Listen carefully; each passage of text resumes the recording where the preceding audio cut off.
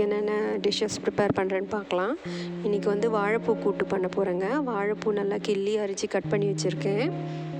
அப்புறமா பருப்பு ஒரு விசில் விட்டு வச்சுருக்கேன். இப்போது இது கூட கட் பண்ணி வச்சுருக்க வெங்காயம், தக்காளி, உரித்து வச்சுருக்க பூண்டு, அப்புறம் வாழைப்பூ சேர்த்துட்டு அது கூட கொஞ்சமாக மஞ்சத்தூள், தேவையான அளவு உப்பு, மிளகாத்தூள் சேர்த்து நம்ம கொஞ்சம் தண்ணி விட்டு ஒரு 2 விசில் விட போகிறோங்க. பாருங்கள், நல்லா வெந்துருச்சு. இப்போது நெய்யில் கடுகு, உளுத்தம் பருப்பு, சீரகம் போட்டு தாளிச்சிக்கிட்டா நம்மளோட வாழைப்பூ கூட்டு ரெடிங்க. அடுத்து இதே குக்கரில் நான் தக்காளி தொக்கு பண்ண போகிறேங்க.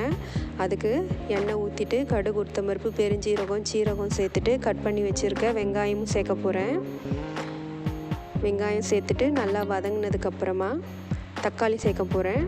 நம்ம கடாயில் பண்ணுறத விட குக்கரில் பண்ணும்போது, நம்ம குக்கரில் செய்யும்போது நம்ம சீக்கிரமாக வெங்காயம் தக்காளி வெந்துடுங்க. இப்போ தக்காளி சேர்த்து ஒரு வதக்கிக்கலாம். வதக்கிட்டு நம்ம கொஞ்சமாக இஞ்சி பூண்டு பேஸ்ட்டு, மஞ்சத்தூள், மிளகாத்தூள், உப்பு சேர்த்துட்டு ஒரு 2 விசில் விட்டுட்டா நம்மளோட சிம்பிளான தக்காளி தொக்கு ரெடி ஆகிடுங்க. பாருங்கள், மஞ்சத்தூள், மிளகாத்தூள், தனியாத்தூள், உப்பு, இஞ்சி பூண்டு பேஸ்ட் போட்டு ஒரு வதக்கி கொஞ்சமாக தண்ணி சேர்த்து நம்ம 2 விசில் விட்டு எடுத்துக்கலாம்.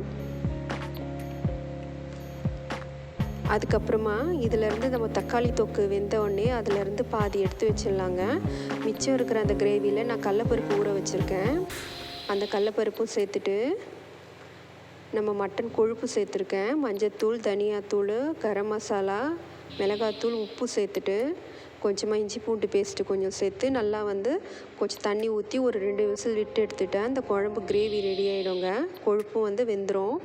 2 விசில் விட்டாச்சு, வெந்துருச்சு எல்லாம். இப்போ இதுக்கு நம்ம தேங்காய் அரைச்சி சேர்க்க போகிறோம்.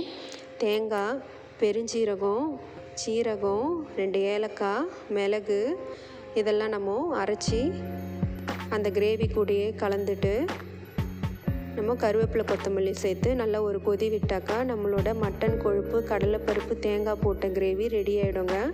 இது இட்லி, தோசைக்கும் நல்லாயிருக்கும். சப்பாத்தி, பூரி, சாப்பாட்டுக்கும் நல்லாயிருக்குங்க. சாதம் வெடிச்சிச்சு. அடுத்து வாங்க நம்ம லஞ்ச் மெனு பார்த்துக்கலாம். வாழைப்பூ கூட்டு நல்லா வெந்து வந்திருக்கு. வாழைப்பூ, சுட சுட வடித்த சாதம், தக்காளி தொக்கு,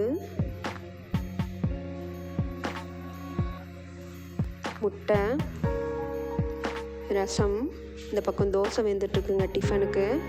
அப்புறம் வாழைப்பூ, பருப்பு போட்டு கூட்டு இருக்குது. அப்புறம் இது கடலைப்பருப்பு, கொழுப்பு, தேங்காய் போட்டு கிரேவிங்க.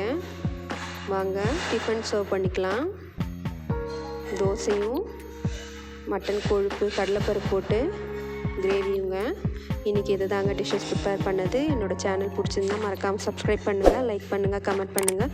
நன்றி.